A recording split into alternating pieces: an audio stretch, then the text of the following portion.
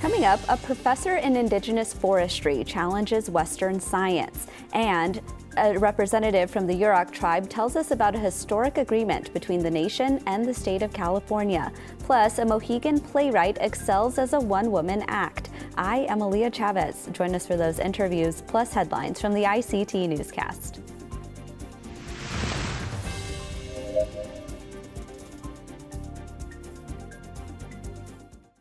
This program is made possible by the Corporation for Public Broadcasting, a private corporation funded by the American people. The Walter Cronkite School of Journalism and Mass Communication at Arizona State University is a proud supporter of Indian Country Today. Students at Cronkite News and Gaylord College at the University of Oklahoma cover Indigenous communities together. This important work is distributed by more than 100 news organizations. This collaboration provides a much-needed boost to coverage of Native American communities nationwide. Learn more at cronkitenews.azpbs.org.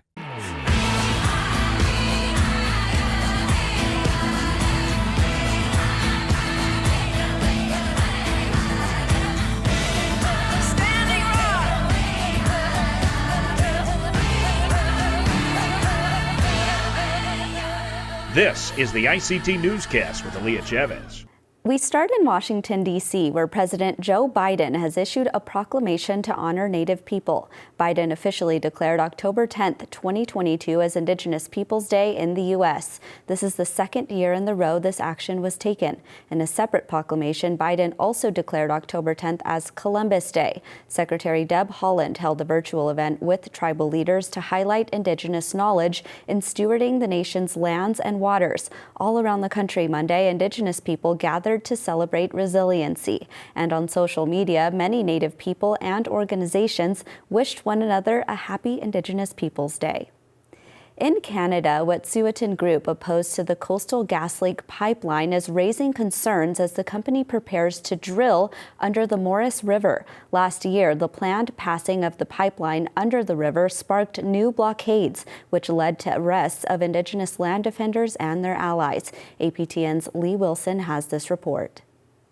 In a press release, Gidimt'en Access Point shared pictures of a pipeline builder ready to pass the natural gas pipeline under the Wet'suwet'en, or Maurice River, near Houston, BC.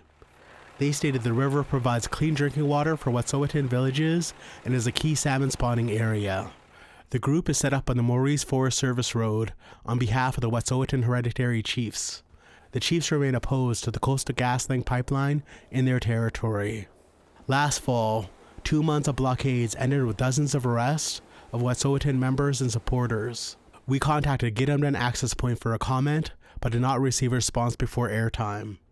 The Coastal GasLink pipeline is a 670-kilometer pipeline that will transport natural gas from northeastern BC to a terminal in Kitimat. The project has consent from 20 elected band councils along the route. In an email statement to APTN News, a Coastal GasLink spokesperson confirmed they will be tunneling under the Maurice River and have successfully crossed 8 waterways. Coastal GasLink is the process of completing trenchless watercourse crossings under the Maurice River and Crocker River. 8 out of 10 major watercourse crossings have been safely completed. The tunneling process under the Maurice River is anticipated to last till the end of the year. According to CGL, the pipeline is now over 70% complete. Lee Wilson, APTN National News, Kitimat.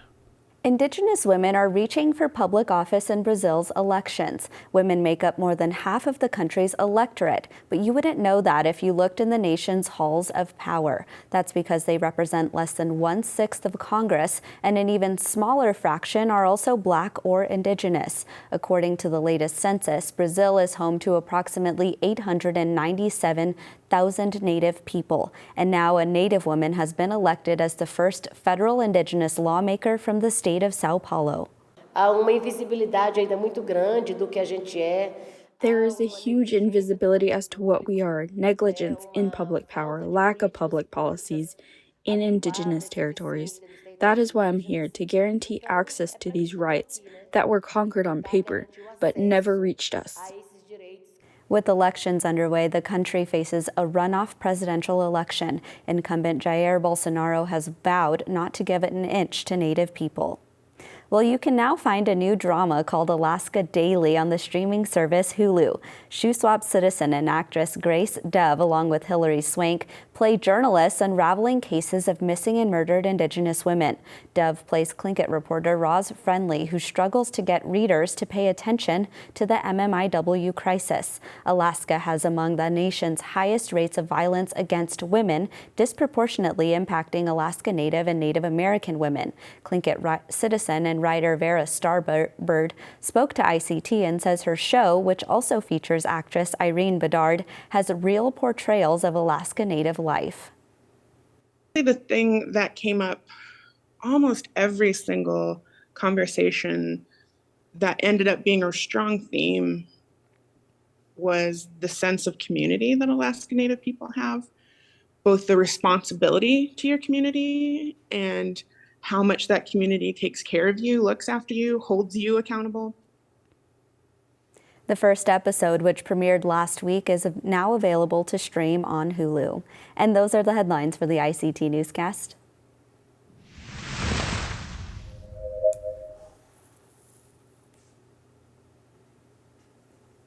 Perhaps the audience in England was surprised to see a Mohegan woman going to Europe to study Shakespeare and to write plays from Indigenous perspective. ICT senior correspondent Patty Thalahongva sat down with Madeline Sayet to talk about her journey and her play called Where We Belong. That's right, Aaliyah. You could say Madeline Sayet has turned the tables with her play, Where We Belong. Madeline, thanks so much for joining us today.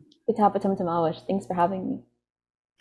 How does your play expose colonialism to an audience that might not understand its impact on our Native communities? Well, the play is structured in a way where it's really about the audience getting to just sit in my mind for a while as I go through different experiences and as I journey to the UK to study.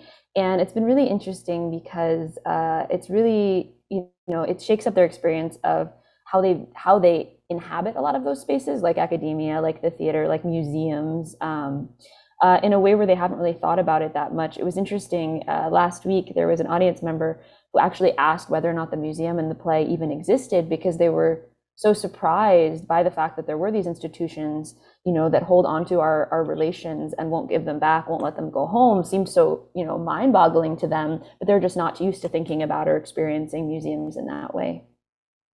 Yeah, that's interesting because again, you turn the tables, and you take on the Baird, Shakespeare, William Shakespeare, and what was that like? Because again, we're so used to studying him.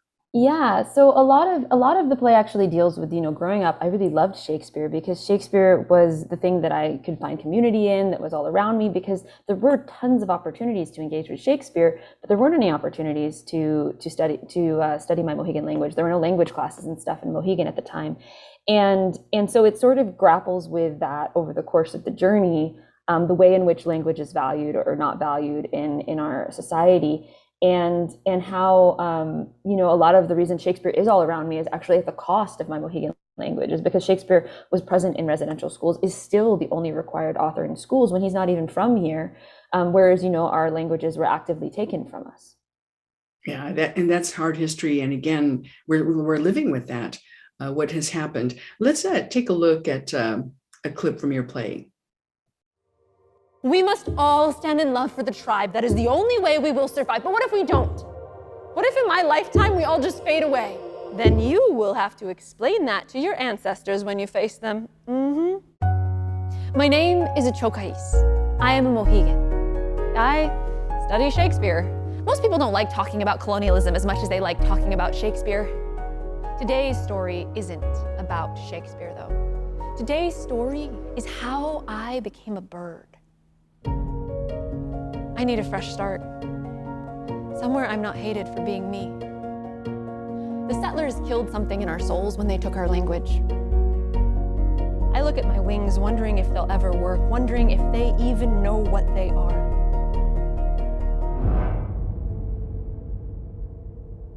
Can someone tell me where I'm going? They don't care about balance, stability, community, peace. They care about winning. I've been trying to remember a story.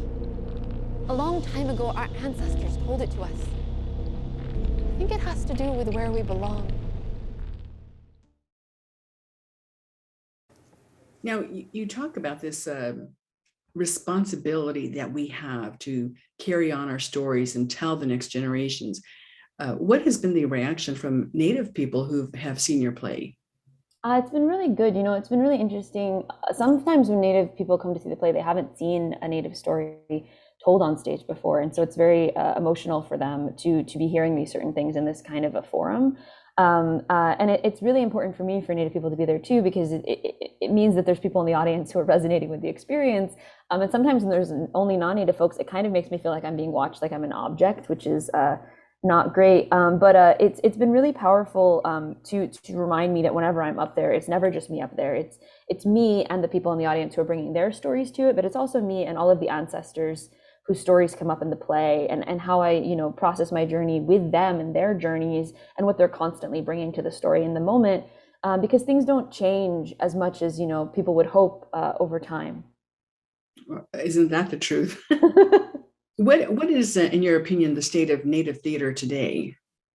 Native theater today it's in a really exciting moment. I think, like a lot of Native media right now, theaters have all sort of suddenly hit this moment of realization around like, oh yeah, like there are these stories, right? These incredibly powerful stories that all of our Native peoples have from so many different tribal nations with different philosophies and different cultures. Like there's this like thousands and thousands and thousands and thousands of possible stories that have just been, ignored by non-natives for so long, that suddenly, now that they're hearing them, once they hear one, they always want to hear more, because they've been hearing the same thing for so long. And so much of what we have to offers so many other different possible ways of seeing for them. So it's been really exciting lately to see a lot of regional theaters producing more and more Native work. And one of the requirements when a theater produces my play is that they also, work with local Native writers to present events by them wherever they are, so that those partnerships can continue. Because the last thing I want is, as a Mohegan person, to like show up somewhere else and then they're not building right relations with their community. They're just bringing in an outsider, which is just more colonialism that we don't need. Wow. Well, where can people see your play in November? So I'm really excited that my play will be back close to home in November, from October 28th to November 27th. It'll be at the Public Theater in New York, and tickets for Native audiences are always free. Great. Well, Madeline, thank you so much for joining us today and telling us about your play, Where We Belong. Taptum Tamawish.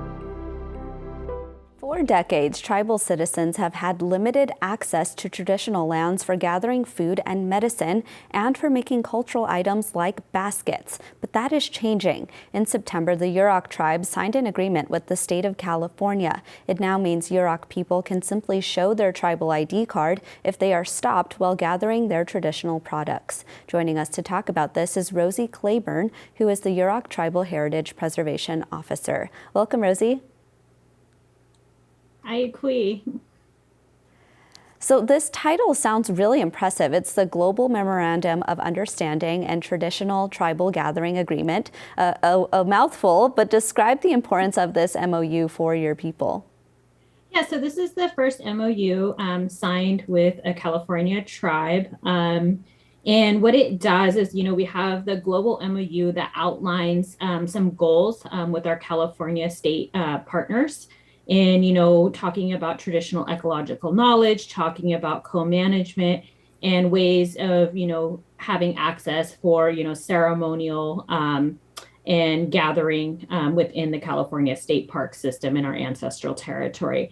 A part of the global MOU underneath is the traditional gathering, clause in MOU. And so, like you said, like we just have to go in now and show our tribal ID in order to access plants and minerals from the California State Park system.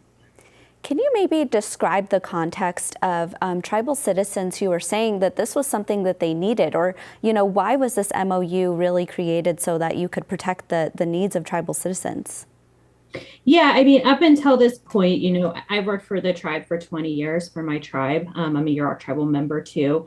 And it's always been a struggle to get access, even just to get in past the kiosks where you have to pay a fee to get into your own tribal lands. And, we've had incidents where, our tribal elders have been stopped for gathering plant materials or medicinal plants. Now this takes away that process. And, the law requires that we usually get a permit. And, this takes away that permit process too, because that was always a barrier for our traditional practitioners to access the plants and minerals that they need.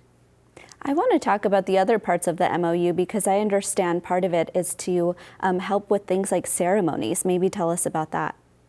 Yeah, so Yurok ceremonial leaders brought back a jump dance, which is a world renewal ceremony back in 2012, and it hadn't been done in over 100 years in those sites. And part of them are in California state parks. And, when we first did that, those conversations were not easy with the state park and talking about, what impact the ceremony was going to have on state parks land. And so now we've come strides, and in the MOU, rather than putting barriers, it actually allows the state park to participate in, helping set up the camps, making sure that they're there and they're protecting the ceremonies right to continue rather than, trying to put roadblocks. And, we've kind of done this informally already over the last, few years because we have a great relationship here, but this formalizes it because, if in the future, if, the people change in the leadership roles, this helps continue it. Aside from being able to harvest plants and minerals, as it sounds, what are the other ways that this MOU helps your nation and helps, the forests and the lands and the waters? Yeah, I think, for Yurok people, we always have this idea, and, Western science and other people have this idea that nature is natural when it's unattended, right? That that there's no human interaction with nature. But as Yurok people, we've always managed this landscape. We've managed it since time immemorial. And, there's no such thing as natural without human interaction. And so hopefully, this allows us to start to work towards that co-management of bringing back traditional knowledge and traditional management practices onto the landscape. And gathering is actually part of that. The way that we gather plants, the way that we gather minerals, those are actually management tools that help facilitate, more growth of plants. Has the Yurok tribe had any kind of co-management partnerships with the state of California before this? Not formally. We've been working on this. We also operate Chapek Alketa, or Stone Lagoon Visitor Center within the state park system. And it's the first tribe to operate a visitor center within the state park system. And through that, it was it is co-management, but it was done under a different authority. It was the Joint Powers Agreement. And so we've kind of been working towards this a lot. But like I said, this global MOU is huge, and because it really outlines those goals and objectives and makes it formal. I want to talk about what the reaction has been from your community, because I imagine, if you were telling your tribal citizens, like, we're making it easier for you to be able to gather your plants and your minerals, I imagine that's something they'd be really excited about. Yeah, it was actually pretty cool because right after, we signed the MOU in Sacramento and made the announcement, and it kind of went out. We actually had our annual tribal members meeting on the following Saturday. And so I got to do a informational booth and explain to, a lot of our elders. Those were the most meaningful conversations to me. and, hand them a thing that basically outlines like what you need now and what to do. And people were just overjoyed about not being scared to do it anymore, and not having to worry about running into issues out there. So I think, our community is super excited. We're excited to continue this partnership, and hopefully everything goes smooth, and it has so far. Well, Rosie, thank you so much for being here today and telling us more about this agreement. Thank you.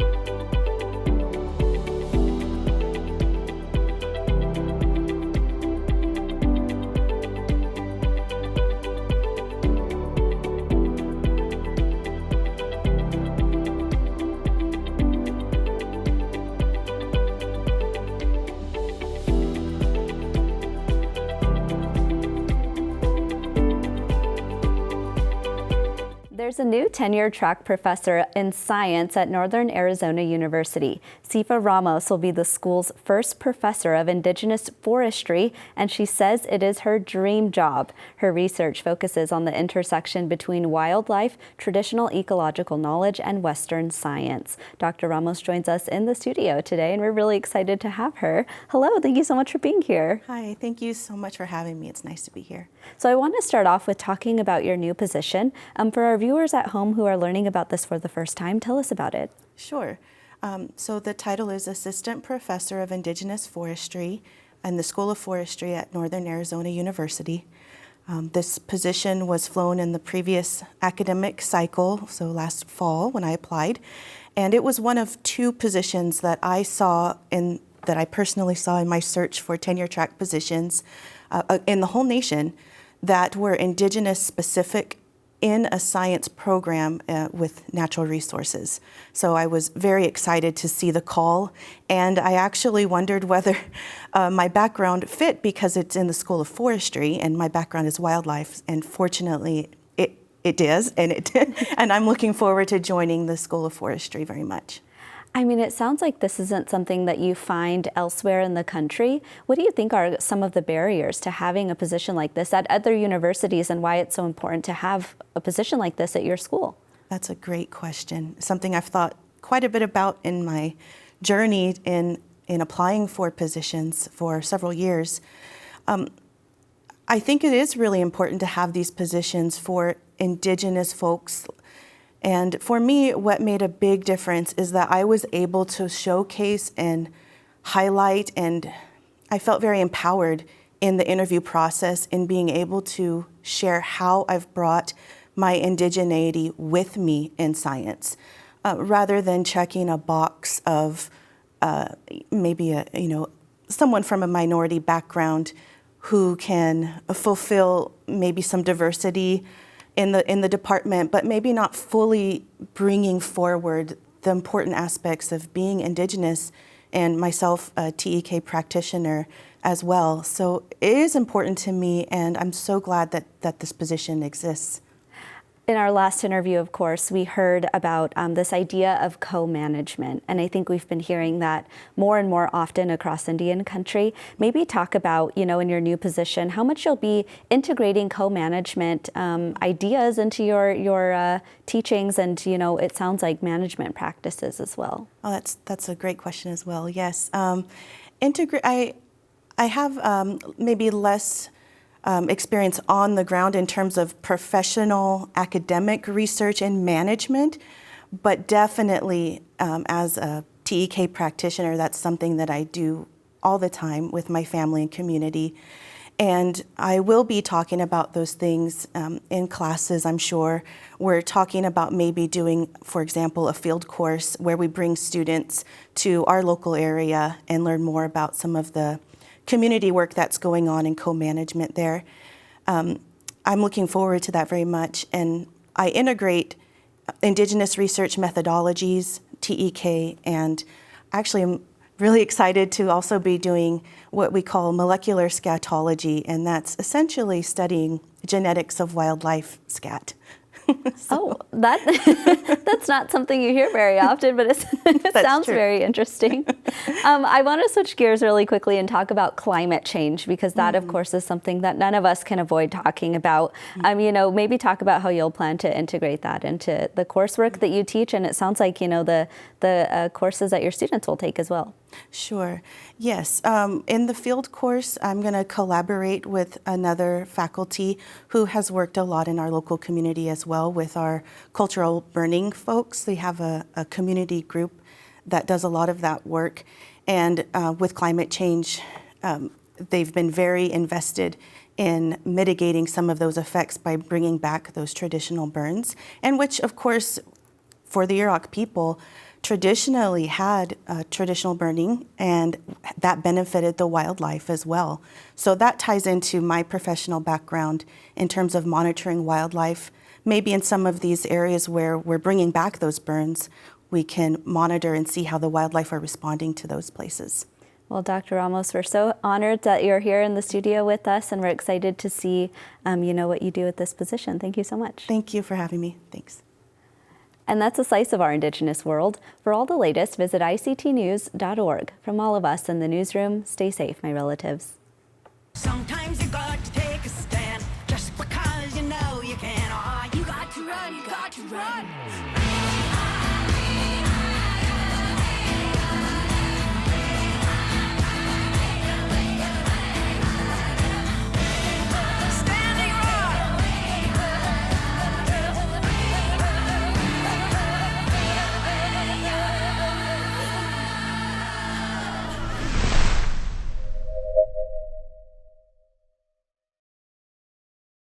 This program is made possible by the Corporation for Public Broadcasting, a private corporation funded by the American people.